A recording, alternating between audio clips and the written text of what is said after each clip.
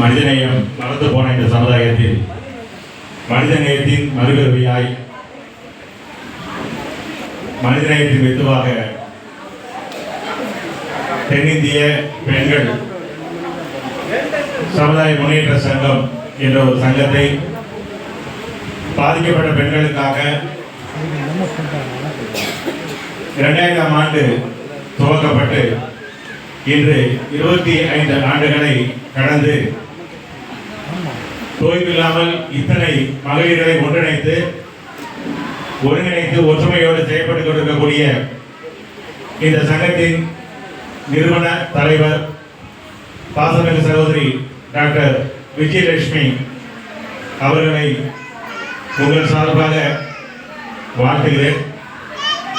இந்த நிகழ்வு சர்வதேச மகளிர் தின விழாவும் மற்றும் உலக நுகர்வோர் உரிமைகள் தின விழா, தேசிய உச்ச தியாக தின விழா, உலக சமூக பணி தின விழா மற்றும் சாதனையாளர் விருது வழங்கும் விழா ஒரு நிகழ்ச்சி நடத்துறதே இந்த உலகத்தில் ரொம்ப கஷ்டம். அது இல்லாமல் 50 விழாவாக சிறப்பாக நடத்தி கொண்டிருக்கிறார்கள். இந்த சங்கத்தில் உள்ள இதற்கு உறுதுணையாக இருக்கக்கூடிய ஒத்துழைப்பு நல்கி கொண்டிருக்கக்கூடிய அன்பு சகோதரிகள் அனைவருக்கும் மற்றும் இந்த வாய்ப்பை எனக்கு இங்க வர வேண்டும் என்று என்னை அழைத்து என்னுடைய குடும்பத்தில் எனக்கு ஒரு அண்ணனாக நான் இந்த மேடையில் பேசுவதற்கும் தமிழ்நாடு முழுவதும் ஒரு சாதாரண சாமானியனாக இருந்து நான் தமிழ்நாடு முழுவதும் மக்கள் உரிமையை பாதுகாப்பு கழகம் என்கிற ஒரு அமைப்பை 19 வருடங்களாக எந்தவித நன்கொடையும் யாரிடம் வாங்காமல் செயல்பட்டு கொண்டு தமிழ்நாடு முழுவதும் அனைத்து மாவட்டத்திலும் நல்ல உள்ளங்களை சேர்ப்பதற்கு காரணமான என்னுடைய பாசமிகு அண்ணன் கோவலன் ஃபைனான்ஸ் விஜய் அண்ணன் அவர்களையும் இதிலிருந்து வாழ்த்துகிறேன். இன்னொரு இங்க காலையிலே நீதியரசர்லாம் வந்தாங்க. அவங்க எல்லாம் நல்ல கருத்துக்கள். நான் 2 பக்கத்துக்கு நான் பேசணும்னு நினைச்சு நிறைய விஷயங்கள் எடுத்து வந்தேன். காவல் ஆய்வாளர் அம்மா பேசினாங்க, அதுக்கப்புறம் நீதிபதி ஐயா 2 பேர் பேசினாங்க. நிறைய விஷயங்கள் உங்களுக்கு சொல்லிட்டாங்க. இந்த சர்வதேச மகளிர் மற்ற விழாக்கள் இருந்தாலும் மகளிர் தின விழாங்கிறது வந்து பார்த்தீங்கன்னா கண்டிப்பாக நீங்கள்லாம் கொண்டாடணும். வரப்போற சமுதாயத்தில் வரப்போற பெண்களுக்கு நீங்கள் எல்லாரும் ஒரு ரோல் மாடலாக இருக்கணுங்கிறதுக்காக தான் இந்த சங்கத்தின் தலைவி அன்பு சகோதரி டாக்டர் விஜயலட்சுமி அவர்கள் இயங்கிக் கொண்டிருக்கிறார்கள். இந்த விழாவிற்கு சிறப்பு விருந்தினராக வழிந்திருக்கக்கூடிய பெருநகர காவல் உதவி ஆய்வாளர், இன்னைக்கு எல்லா காவல்துறையில பாத்தீங்கன்னா ஒரு தனித்துவமான ஒரு சிறப்பு உண்டு.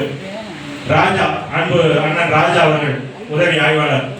உலக நாட்டில் உள்ள இப்ப நம்மகிட்ட இந்திய தேசிய கொடியுடைய கொடி கலர் என்னன்னு கேட்டா நமக்கு நிறைய பேருக்கு சொல்லிடுவோம்.